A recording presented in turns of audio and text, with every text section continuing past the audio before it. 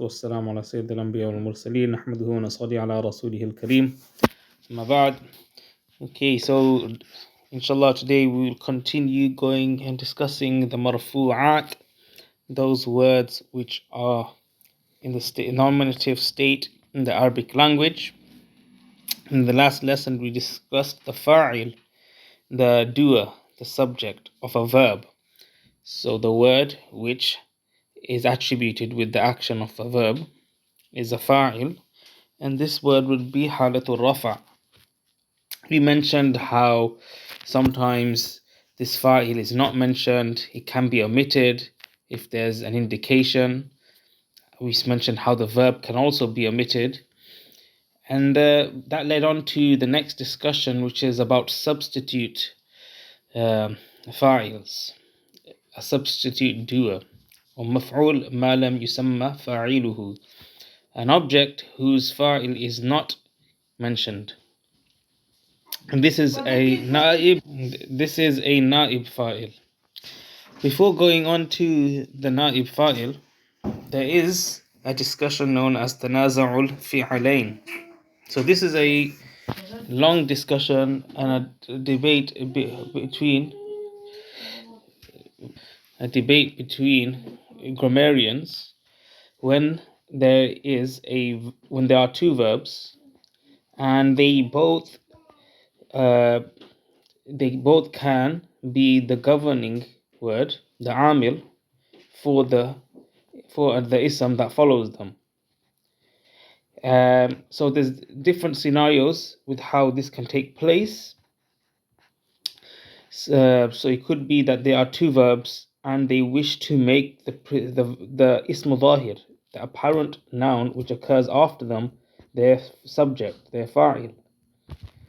And one thing to remember is that this discussion is, although it's an interesting one in grammar,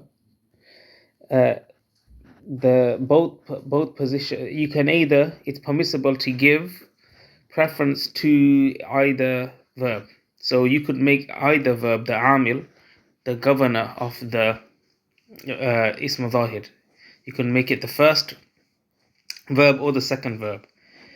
So, for example, they could both be trying to become the amil for making the word fa'il. In the example, darabani wa akramani zaydun. So it means that Zayd striked me and Zayd honored me. So Zaydun can be the fa'il of either daraba or akrama. It's just about word construction. How would you construct the sentence? Would you construct it, and when explaining the sentence, would you say Zayd is the fa'il, the subject of daraba, or would you say it is the subject of akrama? It's permissible to say both. It could also be that both verbs are wishing to make the ism that occurs after them the maf'ul, the object. For example, darabtu akramtu Zaydan. I hit and I honored Zayd. So Zayd here, it's mansub because it's the maf'ul bihi. It can be the maf'ul bihi of either darabtu or akramtu. The third scenario is the first verb wants to make the noun after it a fa'il, and the second verb wants to make it a maf'ul. So that example of that would be darabani wa akramtu Zaydan. So that would mean Zayd struck me, he hit me, and I honored him. I honored Zayd. Also, darabtu akramani Zaydun, I hit and Zayd honored me. I hit Zayd and Zayd honored me. But regardless, in all four scenarios, it's permissible to make the first verb or the second verb the amil, the governing word. As for the naib fa'il, we'll move on now because that subject is interesting, but it's not very important for a student, for someone who just wishes to learn how to recite the last vowel sign of a word in Arabic. because if you ever come across such a scenario, then you can simply say that, or you could simply recite the word or the sentence by giving preference to the first verb or the second verb. So the naib file, very simply, we said it's a maf'ul which has a file omitted. So the ruling for the naib file is that it's the same as a normal file. So in terms of the verb for the naib file being singular, or the verb being dual or plural, or masculine or feminine, it's based on the same rulings that we said when it came to the file. So for example, you could say, if the word duriba is the majhul word, and there are certain patterns, like I said previously in the other lesson, a naib file normally occurs after a passive verb, and passive verbs have specific patterns, uh, which and scales that they're read upon. If you do study morphology or sarf, you'll come across this. So one of the simple ways is, if you have a basic verb like daraba, then if you change the first vowel into a dhamma and the second vowel into a kasra, then you will become passive. So you'll have duriba. So duriba zaidun, duriba zaidani, duriba zaidun. Uh, but if and that's this is when so it will be singular whenever the ism after it, the noun after it, is zahir, is apparent. If the ism for the verb isn't apparent, then the pattern of the verb must reflect, when be in accordance to the noun before it, because you will have a pronoun referring to that noun. So if it's az-zaydani, you won't just say duriba, you'll say duriba. Or zayduna, you'll say duribu. If it's feminine like hind, duribat hind, and so on. And as we've discussed in the normal file section. The next marfu'at to discuss are the mubtada and the khabar. The mubtada is the subject of a sentence, and the khabar is the news, the information, the predicate of a sentence. Example is so the example, Zaydun jalisun, Zayd is sitting. Zayd is the subject because sitting is the information about him. So and here in these little bullet points, we provide a basic definition of them. So there are two nouns which are devoid, which do not have any literal word governance. Awamil lafadhiya. So there's no words there that we can see, that we speak, that govern their vowel signs, their vowels, or the grammatical position of the words in a sentence. So therefore, by default, you'd read the marfu'. And that's one of the reasons they say marfu' is the strongest case, because it is a default case. One of so the mubtada will be the musnad ilay. So this just means that the information is being ascribed to it. So ascription is made to it. And the second is the musnad bihi. So you're using the khabar, the information, to provide information, to ascribe information and provide information about something. In this case, you're providing and ascribing information to the subject. So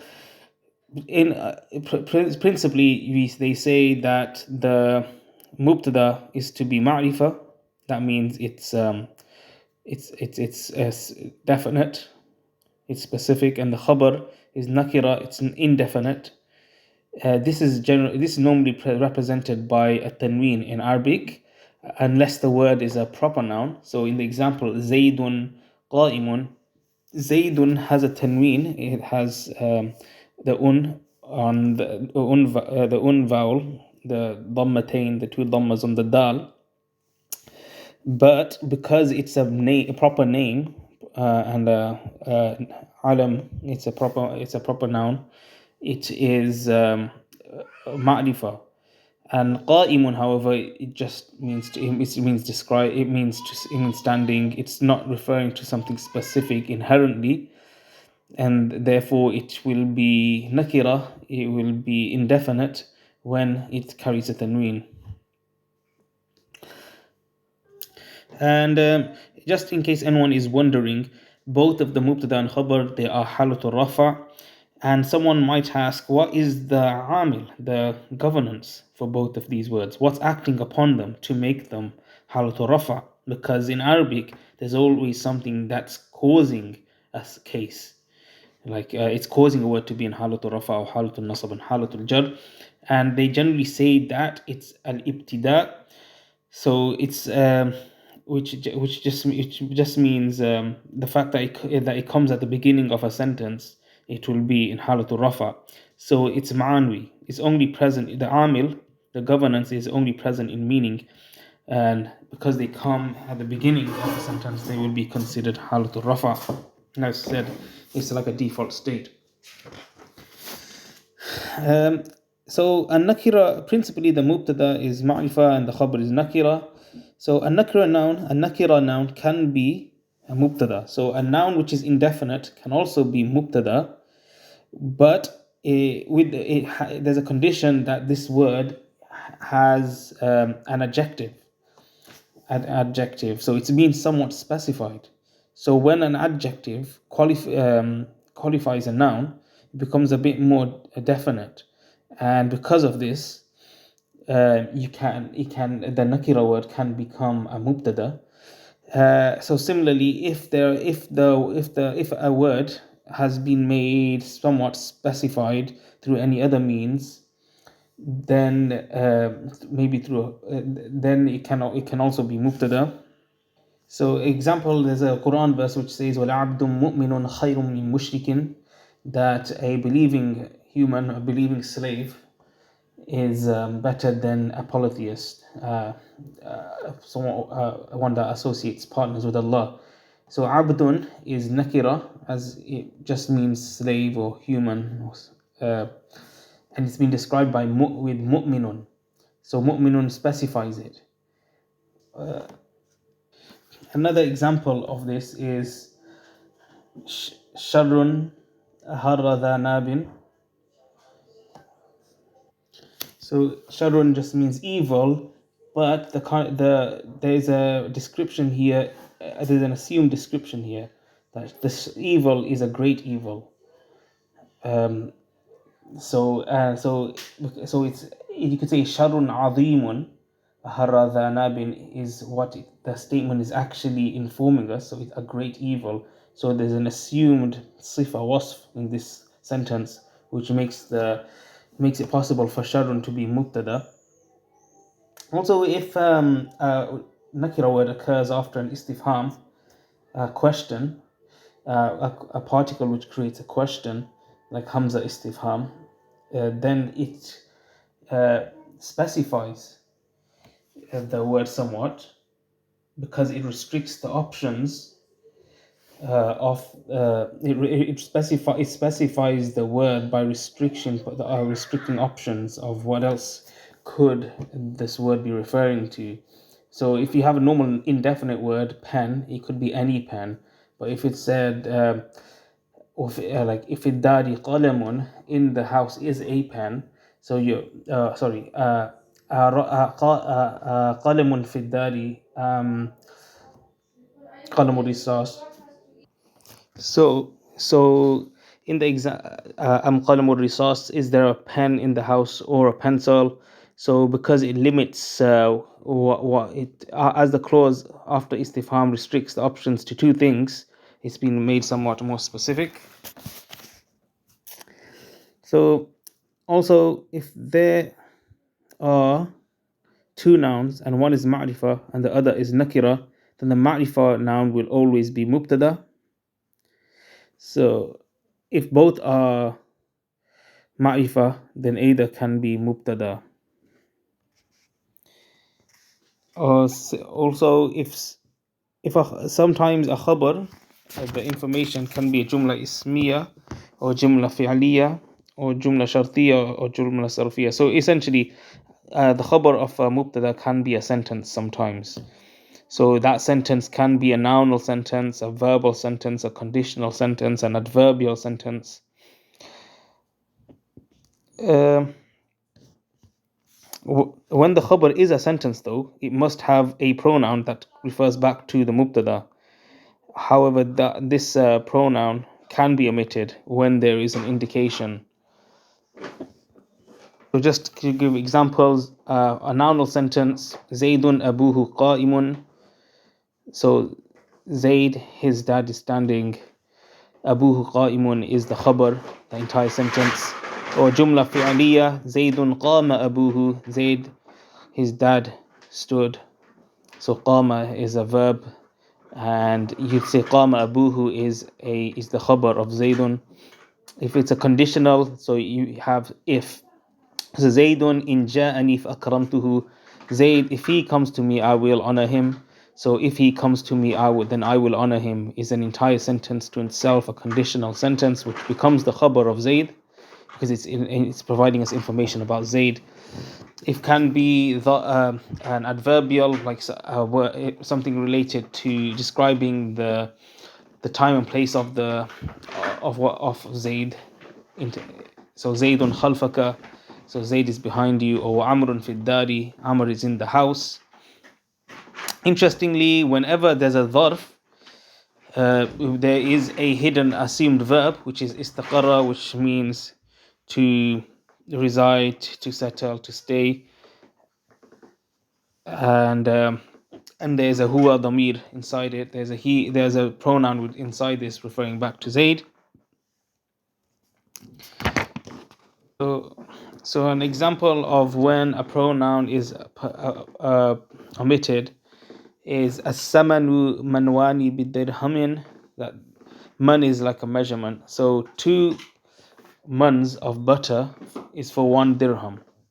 So the original format is as-samanu manwani minhu bidirhamin. So as-samanu is the mubtada and manwani minhu. So 2 months, manwani, minhu bidirhamin, minhu of it, 2 months of butter. But then when you're selling and you're buying and you're in that situation, it's obvious that you're referring to the butter. So 2 volumes of man of butter for a dirham. You don't need to use a pronoun because the setting indicates what you're referring to. Also, it says the khabar can sometimes come before the mubtada if it's a zarf. So if the khabar is a zarf, then it can come before the mubtada. For example, fid dari zaydun. So it's remember we said there's normally a verb before inside or assumed within a zarf, an adverbial sentence. So istiqarra fid dari zaydun. So here Zaydun is the mubtada and Fiddari is brought before it. And that's permissible. And also it's important to remember that a khabar can have several akhbar, can have many pieces of information. So you can say Zaydun alimun fadilun aqilun. Zayd is an alim, he is a fadil, a virtuous person, he's aqil, he's intelligent, he's alim, he's knowledgeable.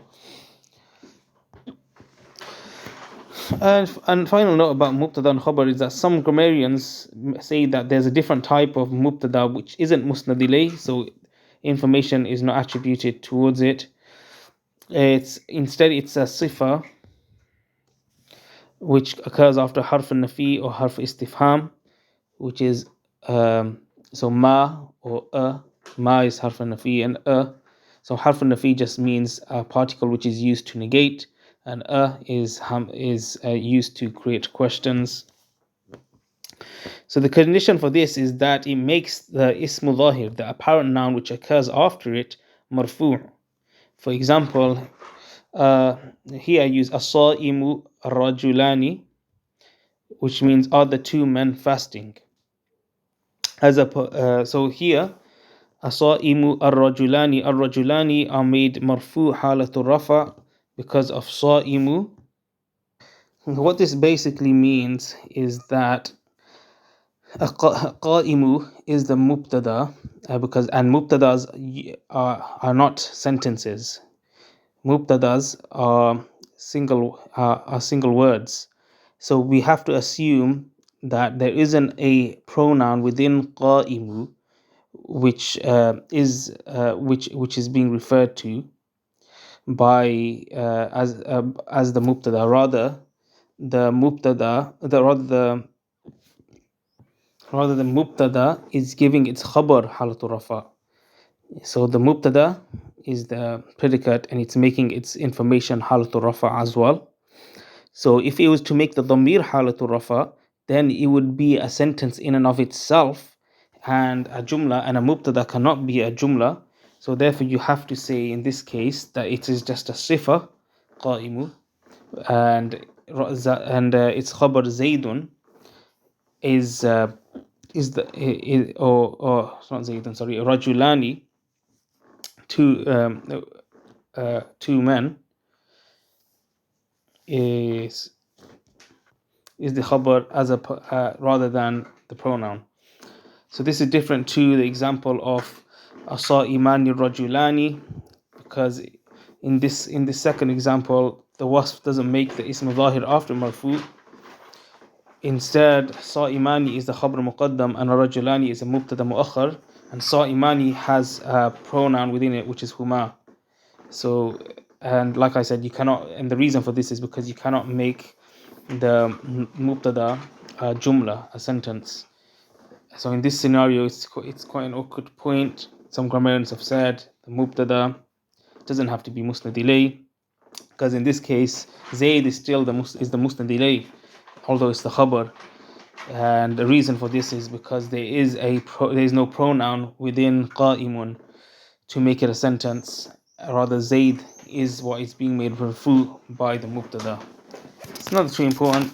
The main thing to remember is they will both be read halat rafa.